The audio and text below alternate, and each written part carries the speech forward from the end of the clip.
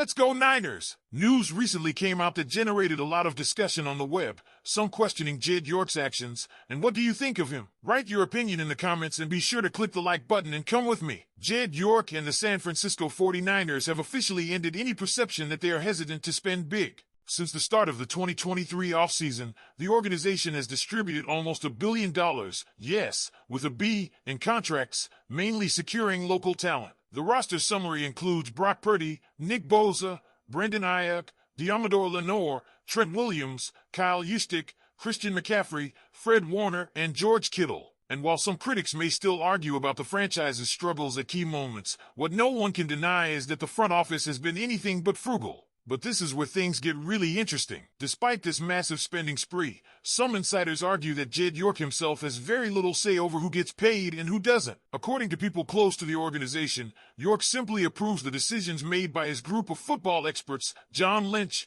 Kyle Shanahan, and the scouting department. This method of ownership isn't just passive. In fact, it's being hailed as the gold standard for NFL front offices. By empowering his football team, York has positioned himself among the league's elite owners, even if some fans refuse to give him the credit.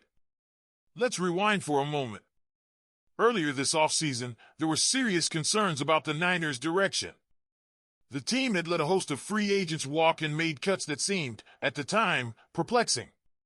After parting ways with defensive linemen like Malik Collins and Leonard Floyd, the defensive line looked worryingly thin. Fans were left wondering if they were about to witness the franchise taking the dreaded cheap route. This anxiety wasn't unfounded. In 2024 alone, the 49ers spent a staggering $330 million in cash but ended with a dismal 6-11 record. Fast forward a few months, and those fears seem somewhat misplaced. The organization's contract spree, starting with Nick Bosa in 2023, totals close to $1 billion. What's striking is how much of this money went to players drafted and developed in-house. Yes, players like Trent Williams and Christian McCaffrey came from outside, but the core, Bosa, Purdy, Ayuk, Warner, Kittle, is all Niners homegrown. And yet, for all the credit the front office deserves for locking up elite talent, the criticism has been relentless in one specific area, the undrafted free agent, UDFA, market. The 49ers' approach this year has baffled many. Historically, this team thrived in mining gems from the UDFA pool. Players like Kevin Givens and Azeez Al-Shaair come to mind. But this year?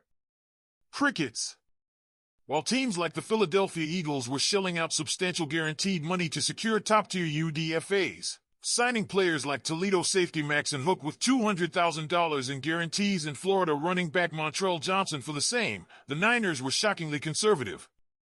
Their highest reported UDFA signing bonus barely touched $100,000. In an offseason where the draft pool was widely considered one of the deepest in recent memory, the Niners' decision to go cheap in this area raised more than a few eyebrows. And the missed opportunities are glaring. Imagine a player like Maxon Hook, who could have provided immediate depth in the secondary and contributed on special teams. Or Holland Pierce, a 6 feet 8 inches, 340-pound defensive lineman who already showed potential by starting at right guard during the Eagles' rookie minicamp. These were the types of players who wouldn't just compete for roster spots, they had legitimate chances to contribute right away. Then there's B.J. McElveen, a cornerback with slot versatility, and Sean Derek Powell, a dynamic return specialist. Both players received significant investments from the Eagles. The contrast couldn't be starker. The Eagles went all in on the UDFA market, while the Niners sat on the sidelines pinching pennies. This isn't just a minor oversight. It's a strategic misstep that could haunt the team, especially when considering the aging offensive line. Trent Williams is 37. Colton McKivitz is entering the final year of his deal. Yet the front office didn't draft a single offensive tackle and passed on signing promising UDFA options like Holland Pierce. That decision, plain and simple, feels reckless. It's even more perplexing when you consider how well the UDFA market has treated the 49ers in recent years. Just last year, they invested $380,000 in Evan Anderson, who not only made the team but now looks poised to be the top backup defensive tackle behind rookie C.J. West and Alfred Collins. This begs the question, why abandon a strategy that's proven to work? It gets worse. The Niners not only overlooked potential offensive line reinforcements but also ignored high-upside defensive prospects who could have been snagged for pennies on the dollar. Players like Jared Ivey went to division rivals like the Seahawks. These aren't just depth pieces, these are players who can tilt games, who will be thorns in the Niners' side if they develop into contributors elsewhere. And don't get me started on Junior Bergen. The Niners' decision to draft him when he likely could have been secured as a UDFA reeks of overconfidence, or worse, laziness. Bergen is primarily a return specialist. He better be an all-pro caliber returner, because using a draft pick on a one-dimensional player when you have glaring needs elsewhere, especially on the offensive line, feels borderline negligent.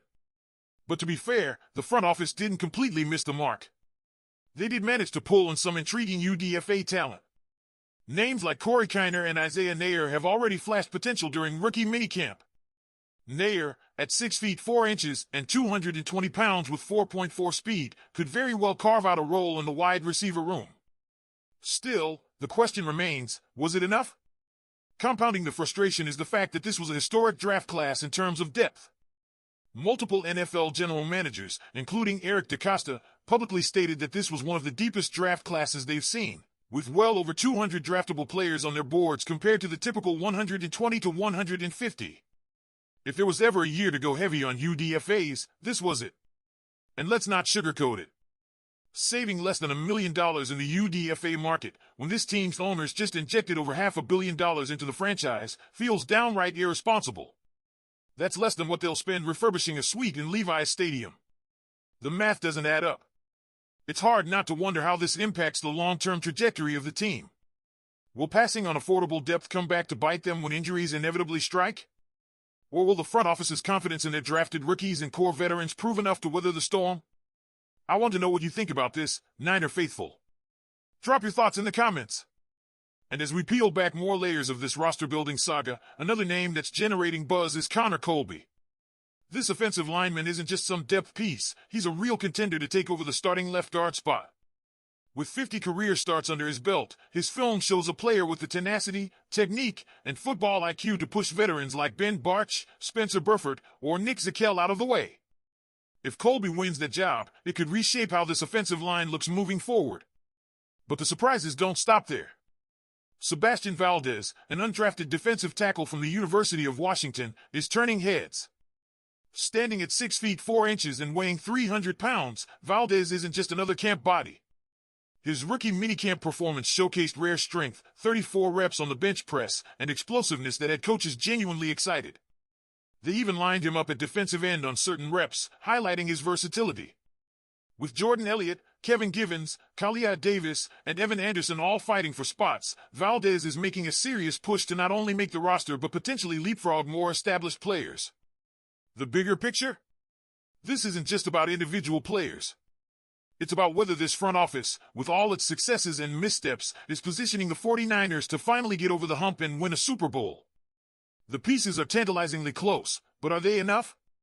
I want to hear your take. Are these bold moves going to pay off, or are the Niners flirting with disaster? Sound off in the comments now. Don't forget to click the like button and subscribe to the channel. Go Niners!